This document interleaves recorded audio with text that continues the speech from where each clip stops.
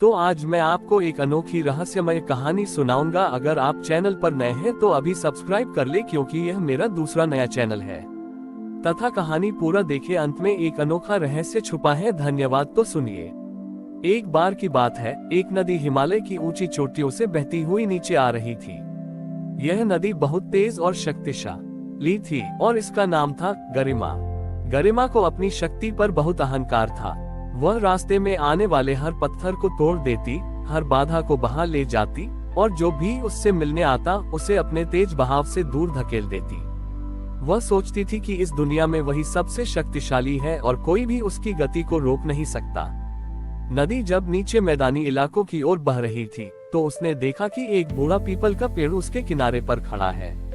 उस पेड़ की जड़ें पानी में थीं, लेकिन वह अपनी जगह से टस से मस नहीं होता था। गरिमा ने उस पेड़ से कहा, तुम कितने कमजोर हो बूढ़े पेड़। मैंने कई पहाड़ों को तोड़ दिया है और तुम यहाँ एक ही जगह पर खड़े हो। तुम में कोई शक्ति नहीं है।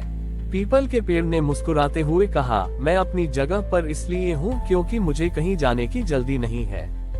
मेरी जड़ें गहरी हैं और मैं अपनी ताकत को अपने भीतर महसूस करता हूँ। गरिमा ने उसकी बात पर ध्यान नहीं दिया और आगे बढ़ गई। रास्ते में उसने कई भक्तों को देखा जो महादेव के ध्यान में लीन थे। नदी ने अहंकार से कहा, ये लोग एक ऐसे देवता की पूजा करते हैं जो हिमालय की बर्फीली चोटियों में छिपकर रहते हैं, जिनमें मेरी जैसी शक्ति नहीं है। मैं तो हर जगह हूँ और मेरी गति कभी नहीं रुकती। नदी का अहंकार इतना बढ़ गया था कि वह अपने रास्ते पर बिना सोचे समझे बहती जा रही थी। उसकी इस गति के कारण उसके पानी में गाद और कचरा भर गया था। जो जानवर और पक्षी उससे पानी पीते थे वे अब दूर रहने लगे थे। नदी की सुंदरता और पवित्रता कहीं खो गई थी, लेकिन वह इस बात से अनजान थी। एक दिन गरिमा नदी बहती हुई उस स्थान पर पहुंची जहां महादेव स्वयं ध्यान में बैठे थे।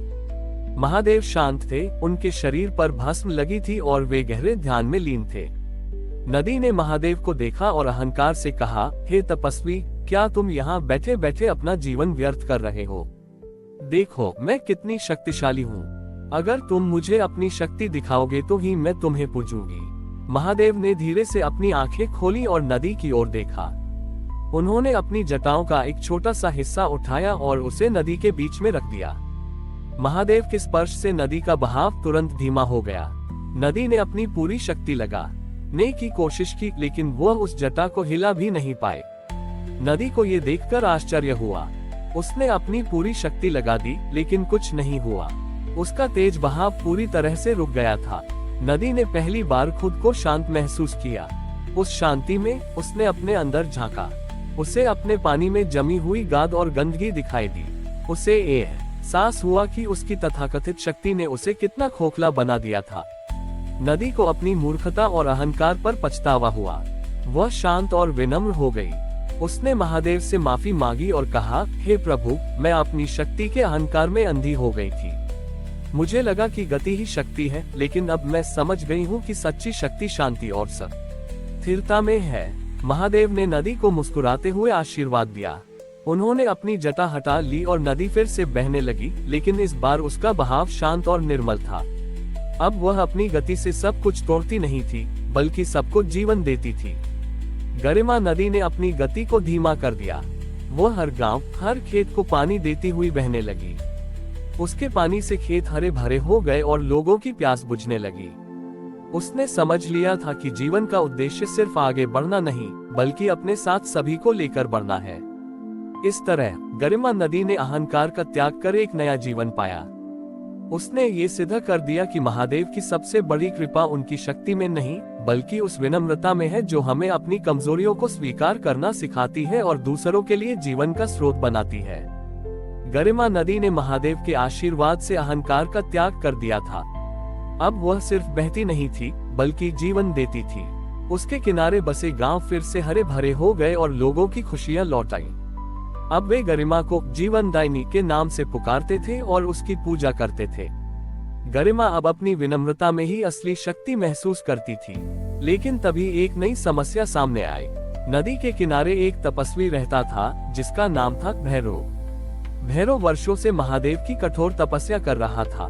उसकी इच्छा थी कि महादेव उसे ऐसी शक्ति दें जिससे वह प्रकृति को अपने वश में कर सके। जब भैरव ने देखा कि गरिमा नदी का पानी अब शांत और पवित्र हो गया है, तो उसे लगा कि यह महादेव का आशीर्वाद है।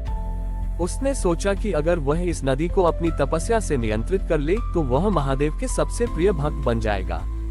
एक दिन भैरव ने नदी के किनारे बैठकर एक बहुत ही शक्तिशाली मंत्र का जाप शुरू किया। उसकी तपस्या इतनी तीव्र थी कि नदी का पानी फिर से उबलने लगा।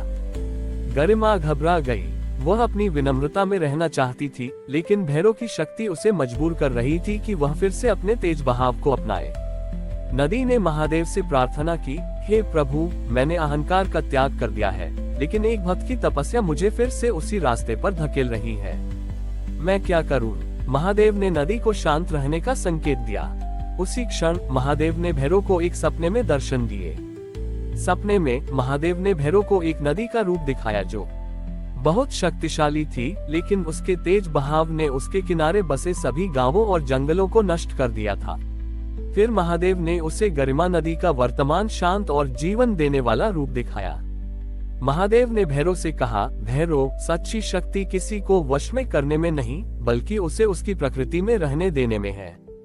तुम मेरी रीपा पाना चाहते हो, लेकिन तुम वही अहंकार कर रहे हो जो इस नदी ने कभी किया था।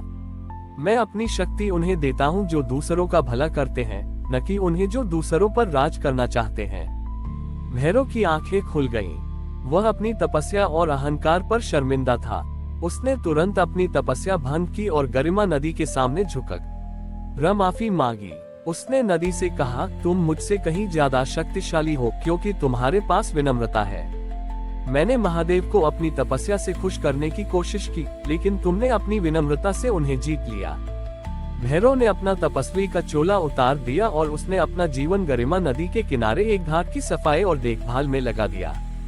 उसने लोगों को नदी की पवित्रता के बारे में बताया और उन्हें सिखाया कि प्रकृति का सम्मान कैसे करें।